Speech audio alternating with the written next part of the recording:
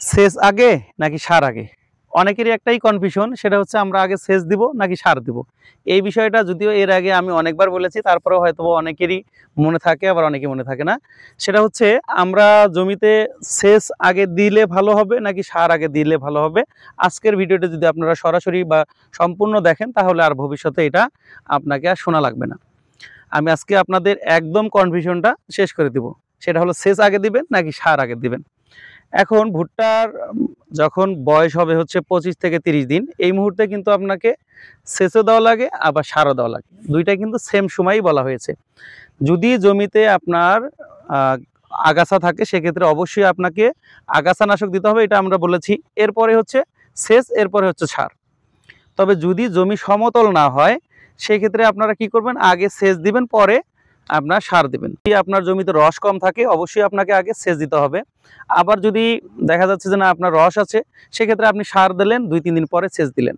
মানে আপনাকে আপনার মতো করেই দিতে হবে। আপনার জমি বলে দিবে আপনি আগে সেচ দিবেন নাকি সার দিবেন। যদি আপনার জমিতে যদি আপনার জমিতে গিয়ে দেখেন যে আপনার জমি সমতল, সেক্ষেত্রে আপনি আগে সার দিবেন, পরে সেচ দিবেন। কারণ হচ্ছে আমরা অনেকেই ভুট্টা চাষ করি হচ্ছে উঁচু নিচু জমিতে।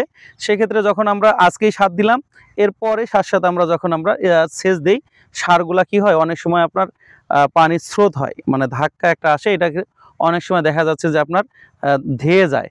আপনার অনেক সময় লক্ষ্য করবেন যে আপনার পানি যেই দিক রেগুলার যায়, ওই দিক কিন্তু ভুট্টার গাছ বা ধানের গাছ একটু বেশি কালো হয়। তার মানে ওই সারের পানি রেগুলার আস্তে আস্তে কিন্তু ওই দিকে একটু সারটা বেশি হয়। এই কারণেই যদি জমি সমতল হয়, সেক্ষেত্রে একটু ওই প্রভাবটা কম পড়ে।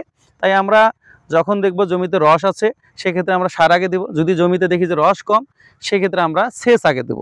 তবে ভুলেও যে কাজটি করবেন না, সেটা হচ্ছে সার এবং সেচ একই সময়ে দেওয়া যাবে না। অর্থাৎ আপনি সেচ দিয়েছেন, এমতো অবস্থায় সার কখনোই প্রয়োগ করবেন না। জমিতে পানি বেজে আছে বা প্রচুর নরম, অর্থাৎ একদমই ক্যাতক্যাতা, এই অবস্থায়ও সার প্রয়োগ করবেন না। আপনারা কি করবেন, ধরেন আজকে আপনি সেচ দিয়েছেন, যদি জমি ভালো থাকে, জমির আর্দ্রতা ভালো থাকে, সেক্ষেত্রে একদিন পরেই আপনার সার প্রয়োগ করবেন। আবার আরেকটা কাজ করতে পারেন, সেটা হচ্ছে হালকা একটু সেচ দিলেন, তারপরে সার প্রয়োগ করলেন, এরপরে আবার হালকা একটু সেচ দিলেন। এইটা করলে সবচেয়ে ভালো।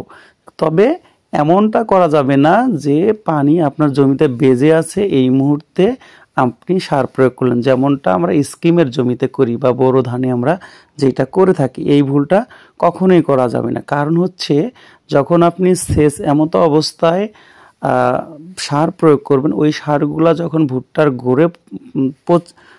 গড়ে যাবে, সেক্ষেত্রে আপনার ভুট্টার গাছের শিকড়ে সমস্যা হতে পারে এবং কি গাছ স্ট্রোকও করতে পারে। এই কারণেই আপনারা আলাদা আলাদাভাবে দেবেন। আগে একটু সেচ দিবেন, এরপরে হচ্ছে সার, এরপরে হচ্ছে আবার সেচ। এইটা সবচেয়ে ভালো উত্তম পদ্ধতি আর কি। তারপরও আপনারা কিভাবে প্রয়োগ করেন বা এর ফলাফল কেমন পেয়েছেন, সে বিষয়টি অবশ্যই কমেন্ট করবেন। আমারও ভুল হতে পারে, তবে আমার অভিজ্ঞতাটাই আমি আপনাদের সাথে শেয়ার করতেছি, আর কিছু না। তো ধন্যবাদ সবাইকে। আসসালামু আলাইকুম।